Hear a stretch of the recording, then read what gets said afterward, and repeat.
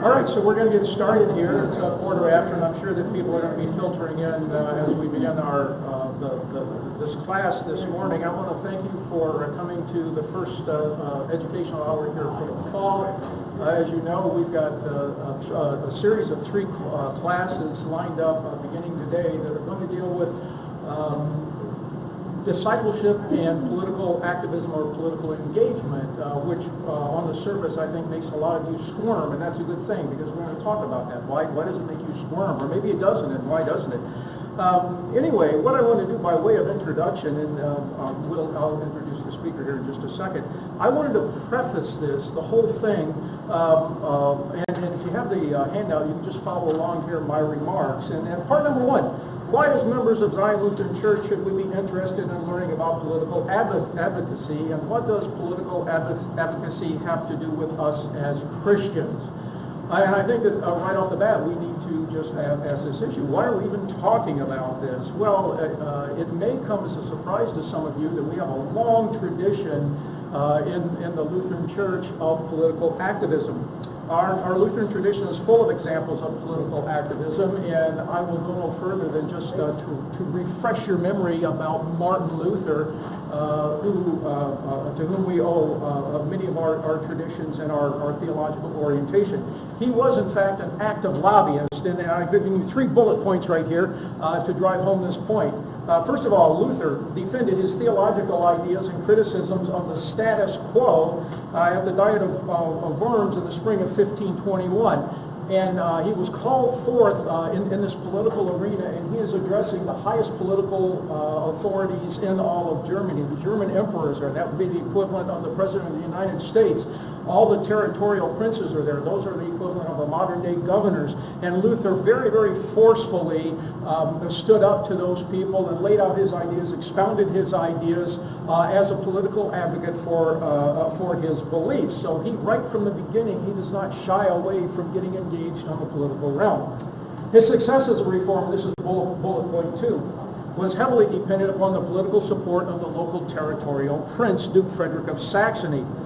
And Duke Frederick of Saxony was a shrewd political operator. He kept Luther at arm's length. The two of them never met. But as a matter of fact, he was kept abreast of what Luther was doing. His chaplain and right-hand man, an individual by the name of George Spalatin, was a good friend of Luther. And Luther used this channel. This man was at the court of Duke Frederick.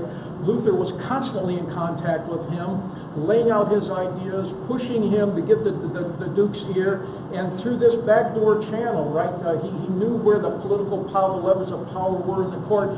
He managed to advance many of his causes. And then finally, when Duke Frederick died throughout the 1530s and 1540s, the next 2 dukes who succeeded him, Luther was close personal friends with those men. He wrote many letters to them trying to advance his political cause, religious cause, and got really positive support from them. And I just lay this out to let you know that this tradition of political engagement by Lutherans is really at the foundation of the Lutheran faith.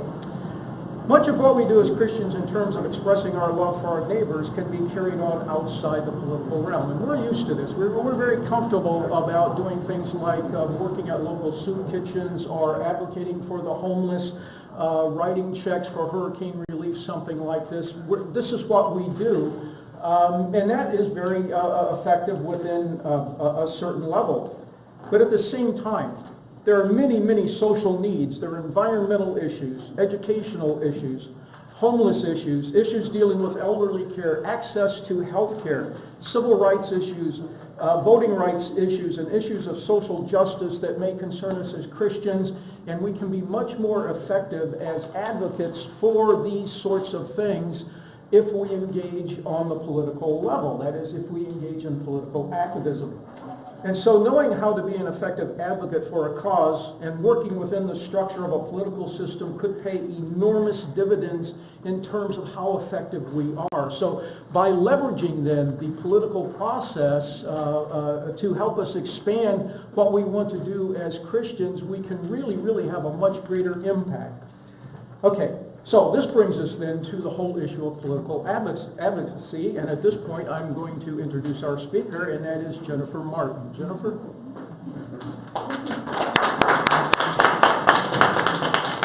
Good morning. Thank you so much for having me. It's a real pleasure to be here. I'm a member of First Presbyterian, so I'm really delighted to see a congregation that is interested and engaged and interested in learning more about this important topic. So how did I kind of land here this morning? I'm originally from Ann Arbor.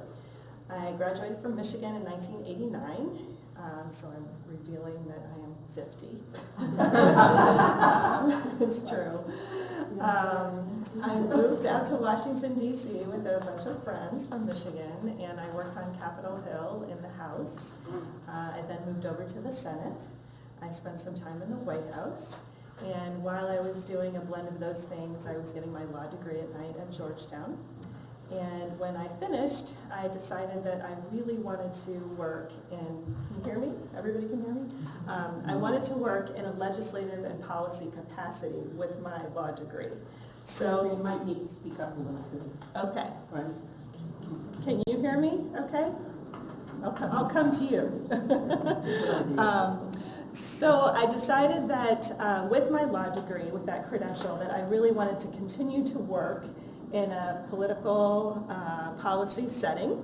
So I chose a law firm that was led by two former Senate Majority Leaders, Bob Dole and George Mitchell, two incredibly gracious, obviously kind of icons of our political system. Can you hear me now?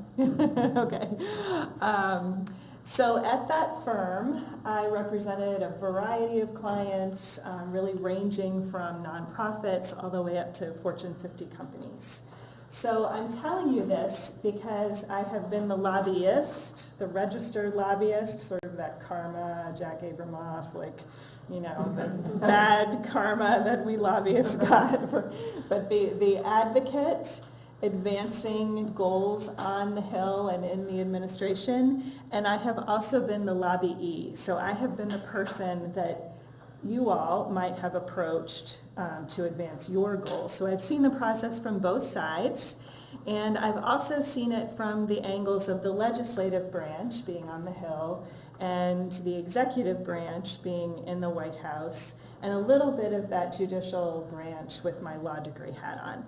So what I'm going to present to you this morning is a process. I am a process expert. I am not credentialed in health, even though I currently work at the School of Public Health at the university. This is a nonpartisan, very basic set of steps that I have pulled together over my 30 years now of working in and around policy change. So it has very broad applicability, and it's really grounded in these different perspectives. So with that, I want to say that this is the lens through which I see everything. Like, I actually think that advocacy and lobbying is everything that we do. I lobby my stepkids to do things for me on a regular basis. And if you think about what this process is teaching, it's really convincing you to do something I want you to do, right? Advocacy. That's the basic of advocacy. So I work with faculty who are sort of bound by these writing grants, bring in the grant. That's the currency of the university. And the way that I think even about grant writing is that you're kind of lobbying somebody to give you money to do what you want to do. So in my world, I see this process kind of every day, really in everything that we do. With that, there is sort of this weird karma about engaging political officials that I see with my students. I'm actually teaching now both in undergrad and graduate courses. And there's this sort of hesitation to talk with an elected official, which I've always found to be kind of baffling, but I guess when you're not a junkie like me, it can be a little intimidating sometimes, so we're going to hopefully arm you with some skills to break through that. The other thing I want to say as we go into this sort of idea of why advocacy is that I feel like now more than ever, our news is like these little sound bites that are so icky and have become so adversarial. And what I want to tell you is that good things are happening all the time, that people are still working across the aisle to make meaningful policy change. That's not as, sensational a story. But even as recently as the Farm Bill negotiation, which is happening now, you're seeing, people from all angles of the political spectrum really unite around many of the concepts in the Farm Bill. Certainly not everyone, but that's happening in real time this week. So try not to feel completely demoralized by this. So why advocacy? I think I don't need to say now more than ever, it's a highly partisan environment. Many people feel like the kind of foundations of our democracy are being questioned. Whatever side you're on, it's a time of great scrutiny, I think. And it really calls us as citizens to engage. And I also think as Christians, but I don't normally say that in my talks, but I do believe that.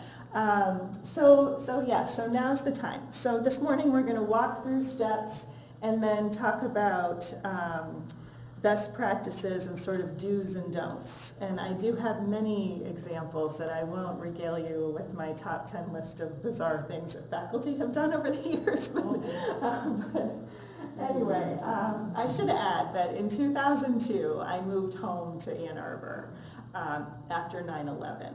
I was in Washington when all of that happened. It was very scary. My parents are here in Ann Arbor.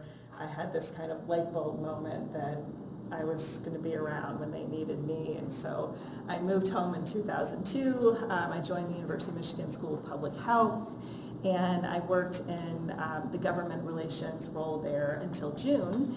I am now on the faculty as an adjunct clinical instructor in health management and policy, which I love, and I am launching a little advocacy center that will teach these concepts more broadly, which is super exciting. So my home now is the School of Public Health. So here's what I'm going to say, that if you learn only one thing from me this morning, one thing, that's what I say to the students, it's that there is an inherent power dynamic in any kind of advocacy or lobbying that you will do. Because essentially you're trying to convince somebody to do something for you. Whether it's tweak an amendment with regard to the Farm Bill, whether it's to advance legislation in Lansing around animal cruelty, which is something I work on in my spare time. You are essentially weighing in with someone who has the capacity to make a change, and you're trying to convince them to either agree with you or do something to advance your goal. So that's something to remember, that they don't have to do it. These policymakers, and really this is true in your professional setting. For me, in my dean's office role, I'm trying to get things done with the dean. He doesn't have to do it. So how can I position you to be successful when you are trying to advance a policy change? And this does have very, very broad applicability. This little center I'm trying to get off the ground right now is my current policy change that I'm working on in my own life. So if you learn only one thing from me, it's to please approach any type of advocacy by being gracious. Now, I feel like in this room, that's probably not going to be an issue, but I'll tell you that I have master's students who will send me emails in all lowercase as if they're tweeting to me, which I don't do, by the way. I don't tweet. I don't really understand Twitter, to tell you the truth. But this idea of sending a lowercase email asking me to help them get a job in Washington, I'm like, if you don't respect me enough to write me a gracious email, there's no way I can help you. Delete. So I delete that. So, You don't advocate back to, you Pardon? don't advocate back to them what they need to do different and better next time? Well, it's typically after I've given this basic lecture, and then someone will be like, oh, your lecture was so great, I want to go to Washington, and I want you to help me in all lowercase. So, I mean, it is truly remarkable.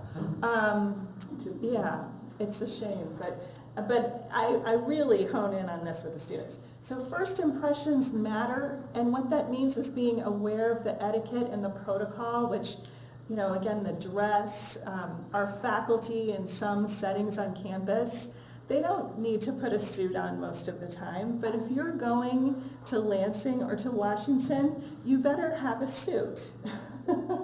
I even was counseling one of our PhD students who had a meeting over in the leadership of the House system on this topic of medical marijuana, and he didn't own a suit. And I said, listen, the biggest piece of advice I can give you is if you're going to go over and talk to Marshall Runge in the health system, the medical school, you better change your clothes. So I don't hold back with that kind of thing. I have struggled over the years with kind of the piercings and the tattoos. I will confess to you that I hate that. And I think that it doesn't serve our young people well when they're trying to be hired by people who, like me, who are not kind of that generation. That's just my thing. So first impressions matter, and really understanding the setting where you're trying to be effective. In so many of these debates now, what you're seeing is highly emotional passion coming forward. The example of the situation at the border. I mean, we're seeing these heart-wrenching, sound bites again, and that trigger this outpouring, really one way or another, that if you're trying to make a change, I just implore you to stick to kind of a more even keel and a level head in these conversations. That's really what's going to help get things done. I really believe that. And to try to avoid this sort of adversarial ickiness that we're seeing. I mean, again, so much is happening that is good. And we're seeing, even in our own state, Debbie Stabenow working with Pat Roberts on the Senate Agriculture Committee, negotiating a bill that got the highest number of bipartisan votes, 86 votes in the Senate. I mean, it's happening. That's not in the news, right? But it is happening. So try to remember that when approaching any type of advocacy, to stay on an even keel. Okay, this is a process expertise, broad application, just a few things. Turn off your phone, try to keep the annoying kind of distracting habits to a minimum. This isn't rocket science for all of you. So the second most important thing I want to emphasize this morning is by far, when you're working in advocacy, after you understand sort of the inherent what I call the power dynamic going on, the most important thing you can do to be effective as an individual, as an organization, as a university, is to have clarity of your goal. Clarity of your goal. It sounds very simple. But what I would ask you this morning, why do you think that we live in a country where some 85 or 90% of us, including the vast majority of gun owners, support gun control, and yet we have had no piece of legislation passed since Sandy Hook, or Las Vegas, or Orlando, or Parkland? I mean, any number of tragedies that we all agree are tragedies, and yet the majority of us would like to have something happen, but nothing has happened. Why do you think that is? Why do you think that is? The NRA. See, this is what everybody says. No good goal. What is gun control? What does it mean? Define it. Is it closing the gun show loophole? Is it a mandatory waiting period? Is it an age restriction? Is it the type of firearm? Is it child safety locks? Is it this enormous bucket of mental health? What is it? This is mental health. So that was never defined. Not even broadly. So what I would say to you is that On the other hand, what's the NRA's goal? Their goal is no. No to all of those things I just listed, right? They have total clarity of their goal. Total clarity. So in thinking about what you're asking a policymaker to do, what do you want them to do? I mean, you want to provide them with the information so they can help you accomplish your goal. So again, going back to this sort of soundbite world that we live in, really understanding the problem that you see in the news. So these little snippets, are not giving us the whole story. So if you see something in the news that really, yes, that really bugs you, take some time to do a little bit of homework so that you can see, like, well, maybe this isn't the whole story, so that you're digging around. So I saw this very inflammatory post on Facebook about both of our senators voting with the majority of the Republican caucus in the Senate around amendments to Dodd-Frank, which is this broad banking legislation. And it was not correct. It was sounding like, Debbie Stabenow and Gary Peters are off the reservation and they don't support blah, blah, blah. And if the person had done a little bit of research, they would have realized that the reason why they were casting that vote was because something like 90% of the banks in Michigan are in rural communities, blah, blah, blah. So just taking some time. And the point here of subscribing to paid media, we have got to keep investigative reporting alive. And I think in the last 2 years, we've seen an increase in subscriptions. But whatever, get your news from people that are really committed to giving you the whole story. Like, listen to different sources. Try to be open in that way so that you're not kind of just buying that little clip. And, we flip around at home to all kinds of channels because we're junkies again. But really, to try to get your news from different sources so that you understand that the majority of people in our country are not crazy. They're well-intentioned. They want to problem solve. They may just have a different view. I mean, I had the luxury of working in a situation with Bob Dole and George Mitchell and these people who disagreed on many, many things, but were able to come together in a gracious way because they were gathering the information. So, yes. So, my question is, especially with regard to your point about the NRA, they have one goal that's really clear, but they also have a gazebo of money. And the 90% of us, or the 80% of us, who perhaps would like better gun controls, all of your points, A through Z, do not have a gazebo of money, necessarily. So, and I always feel like every time I want to talk to my congressperson, all I get is a whole bunch of emails saying donate, donate, donate, donate, donate. Mm-hmm. So it makes me feel like if I don't have a lot of money to give, I'm not real high on their list. I mean, they'll listen, but they don't really care. So could you address that? I will gladly address that. What's the fallacy, using your information up to this point, of suggesting that don't grouse about the NRA, join the NRA, get all of your friends and neighbors who feel likewise to join the NRA and change the NRA. Well, that's certainly a strategy.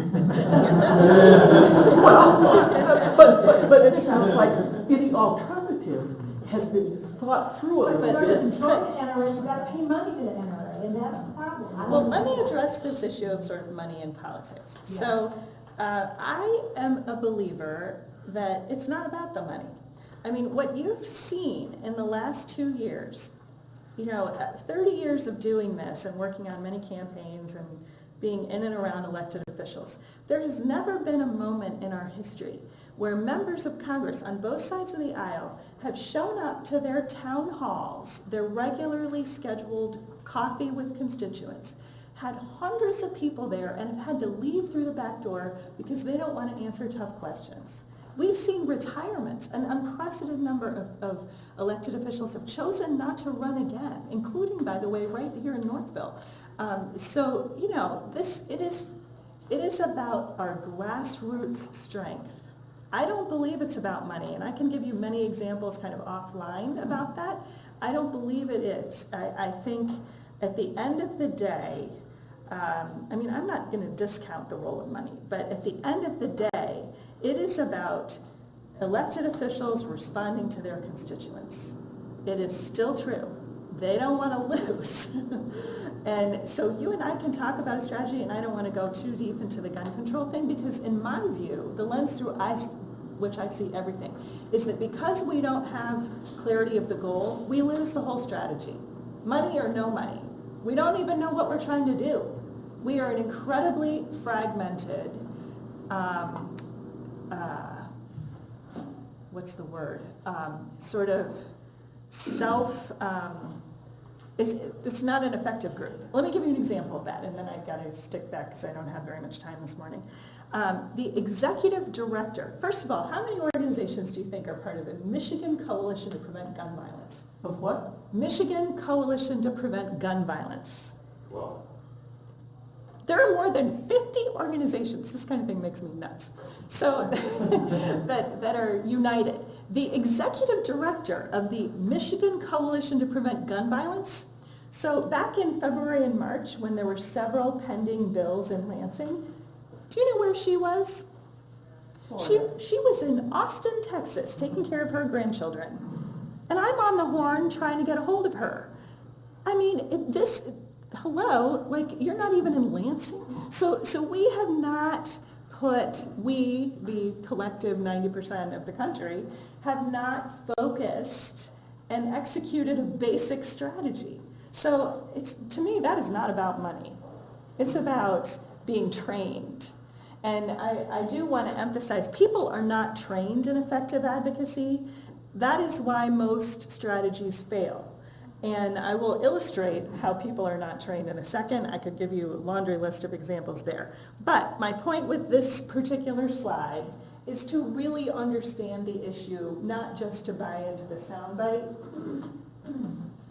And then once we've done our homework and we've developed our goal, this is a list of things to think about with the goal. So this idea of clarity of the goal is actually more robust than meets the eye.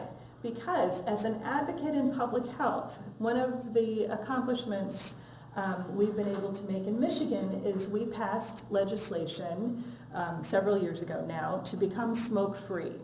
So you notice that when you go to a restaurant or bar in Michigan, there's no smoking. We were the 38th state to go smoke-free in the country. Other countries have gone smoke-free countrywide, Ireland, for example. And that was a big priority in public health, right? We're about prevention and wellness. So this was very important to us. And at the time, the dean was an expert in tobacco control. Who do you think was the number one opponent to smoke-free workplace? Restaurants, bars. Exactly. Who? The Michigan Restaurant Association. They were afraid that if they were going smoke-free, that no one would go out to dinner.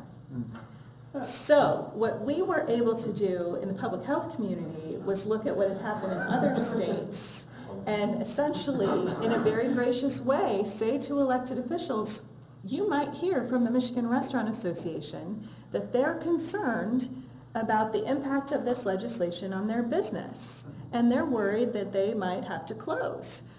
In fact, in other states, we have seen the opposite, and then here's the data.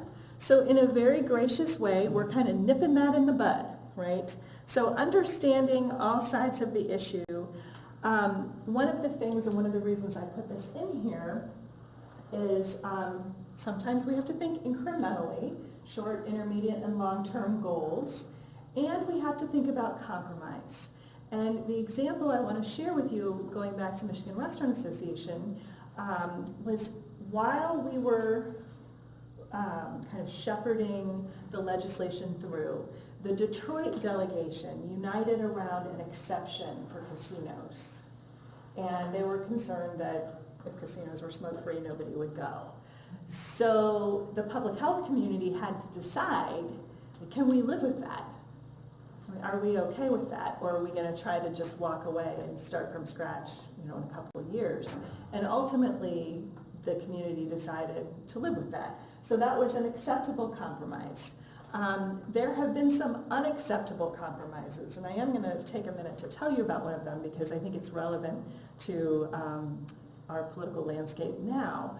So when Gretchen Whitmer was the minority leader in the state Senate, she, at the time, had kids that were like middle school aged. And she had sort of been exposed through her family to this issue of bullying in the schools. And so she spent the better part of 2 years pulling together a coalition of schools and parents groups and some healthcare providers who had dealt with sort of suicide issues related to this. Because there had been, I think, 5 or 6 suicides in the state of Michigan that were attributed to bullying. And she was able to write a pretty compelling bill with the support of many constituents and stakeholders. And it passed in the Senate, and then it went over to the House. And in the House, a coalition attached an amendment that would have allowed bullying for religious purposes. So this is an exception that sort of swallowed the rule. And this was a big deal. Like, it was on Rachel Maddow, it was in the New York Times, it was a big to-do. Ultimately, there was a backlash against that, and the amendment was defeated, and it went through. But just as an advocate, thinking about, okay, what do I care about? What is going to undermine that?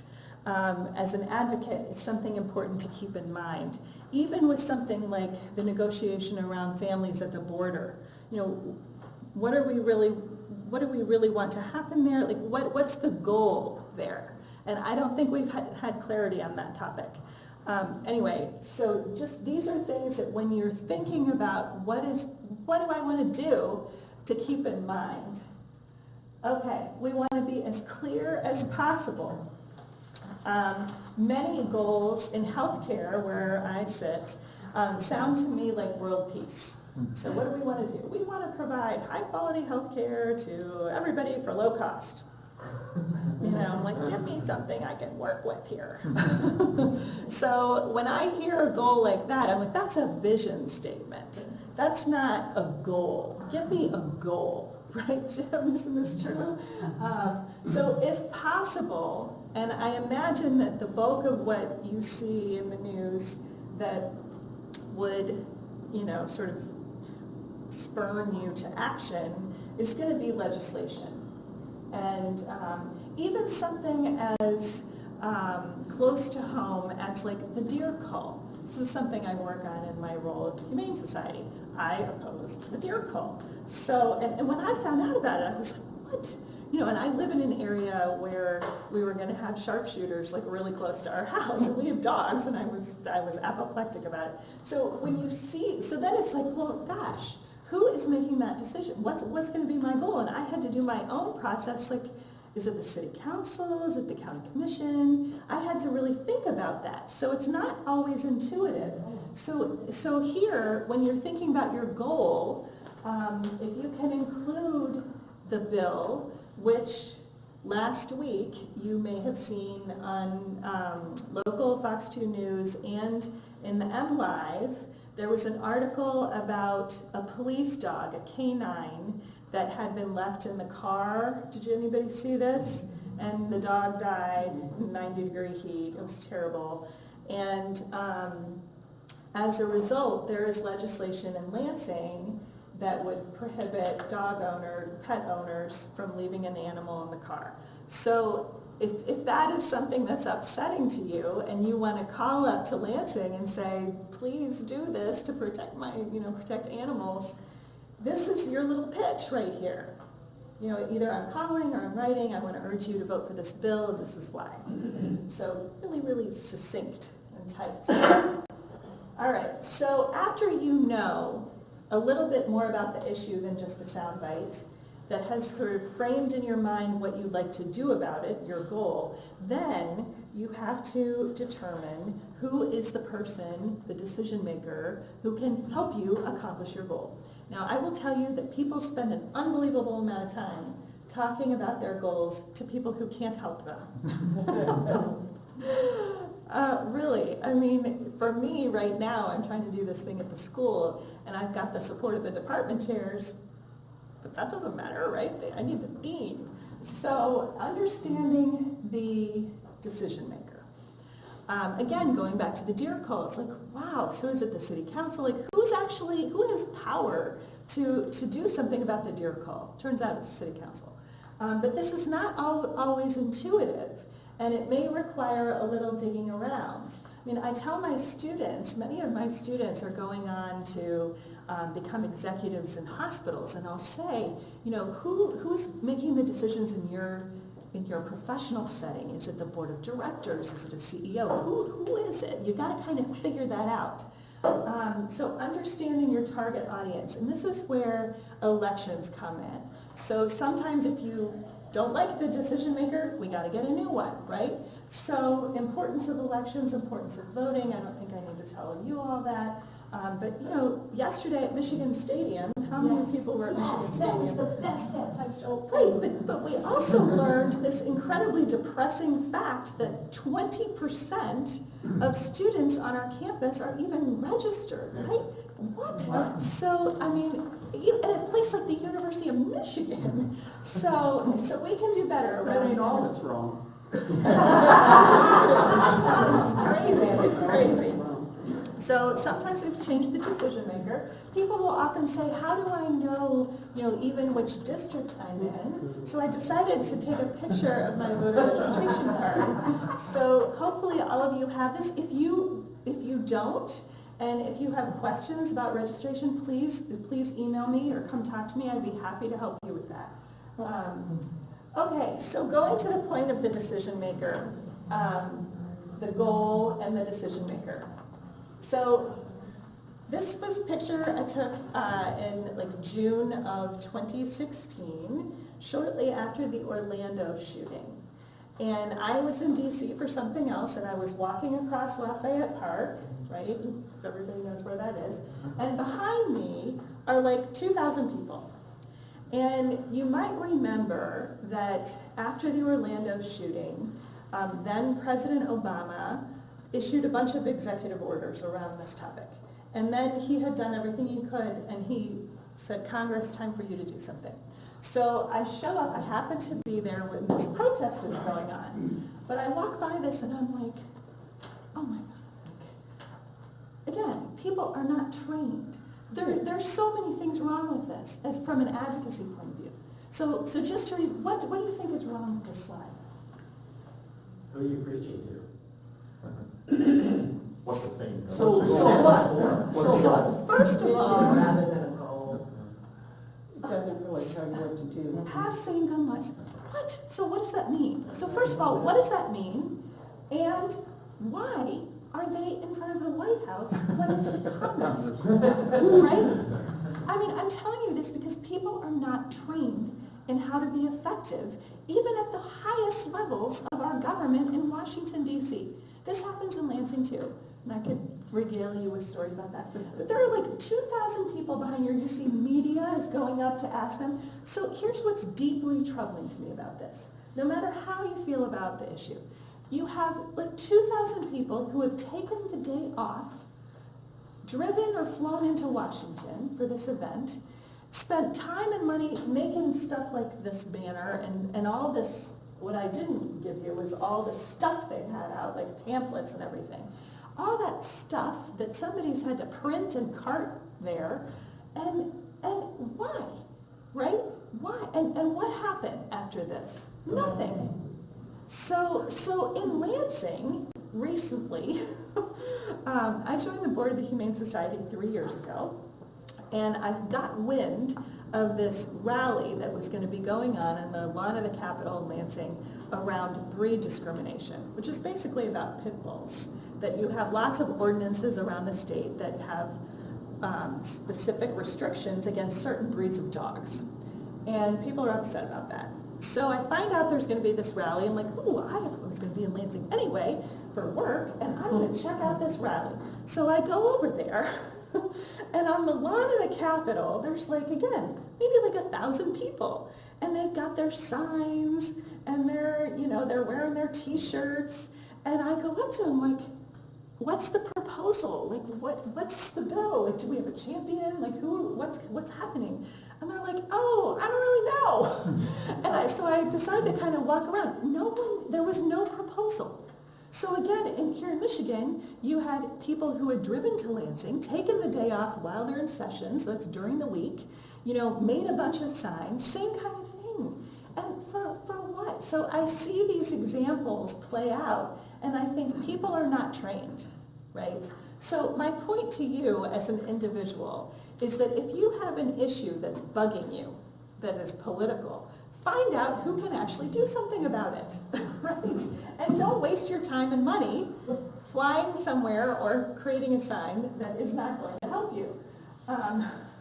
So it can be, I know I'm getting the man in my rope here, it can be very important in effective advocacy to identify a champion around an issue. So what is a champion? You hear this word champion. So a champion is someone sort of internal to the process who shares your goal, who's really going to go to the mattresses for you when you need them. So for example, the Great Lakes Restoration Initiative that's been in the press. So the Great Lakes Restoration Initiative is basically, the goal is to keep our Great Lakes happy and healthy. So sure enough, there was a proposal to eliminate funding for that. What you saw was a bipartisan coalition of elected officials from all of the states that are, border the Great Lakes, came together to say, no, we need this, and they were effective. So that was the champion. The second reason why a champion is really important is that not only are they there for you, kind of navigating the waters. I have a champion in the dean's office. I've got my mole down there.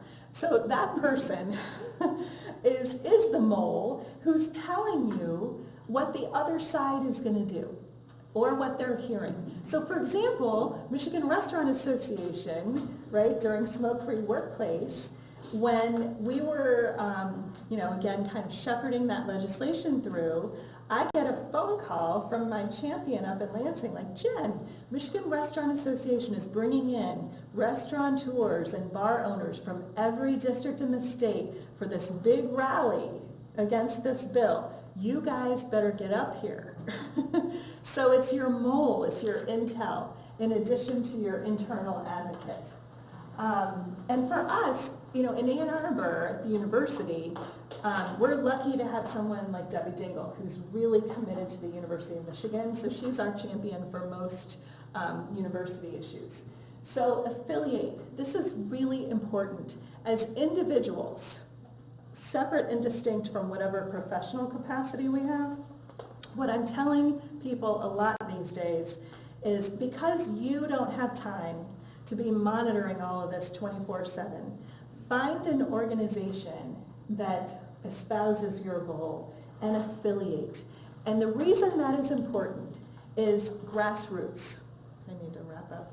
So grassroots, what does that mean, grassroots? A lot of people, you hear the word, but people don't really know what it means. So what grassroots means is when you have an organization, either federally or in the state, with membership, and an issue comes up that's important to the goal of the organization. Say a bill is going to be voted on in a committee. What the organization is going to do is say, who sits on that committee, and who are our members who we can engage to contact their constituent representative who's going to vote on that issue. So that's why building out the strength and kind of leveraging one another, in my opinion, transcends money. I've seen this happen over and over again in public health. We are not rich. We are definitely not rich. So leveraging each other and our strengths. Okay, so I'm going to have to wrap up here. So in my opinion, I've given you a list of opportunities to engage with your elected officials. I am a believer in-person, face-to-face, connecting human being. We're really all the same. We're building rapport, trust, exchange with one another. I'm not a big believer in these like online petitions and marches, not my thing. Like I want to sit down and have a conversation. And in my 30 years, this is what really moves people. And I can tell you that going to a town hall, showing up at an event and saying to Debbie Dingle, this is what is important to me. You will hear her repeat that on the floor of the House. Debbie Stabenow, you'll hear her repeat these anecdotes on the floor of the United States Senate. We hear these things. We know that it works. So these are some other ideas. Understanding the opposition. I was taught by people like Bob Dole and George Mitchell, keep my spiel down to 8 minutes.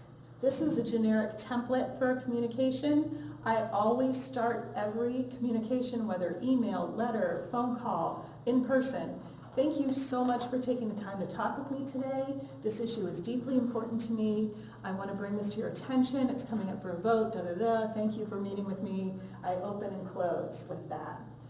This is applying the template. This is something I'm working on right now. This Humane Society issue around unattended animals and vehicles. So just to give you for your review. And then please write a thank you note. Please write a thank you note. I have a broken record with this with my students. Stationery. When I get a handwritten thank you note, it means even more now when everyone's on Twitter and it matters. Okay, so I think I managed to do that. Is this available anywhere on our website or Yes, something? yes, it's broadly available. I mean, I believe that my great legacy is trying to share what I think works. So I'm available to you. Yes, absolutely. Yes. All right, do we have time for questions or?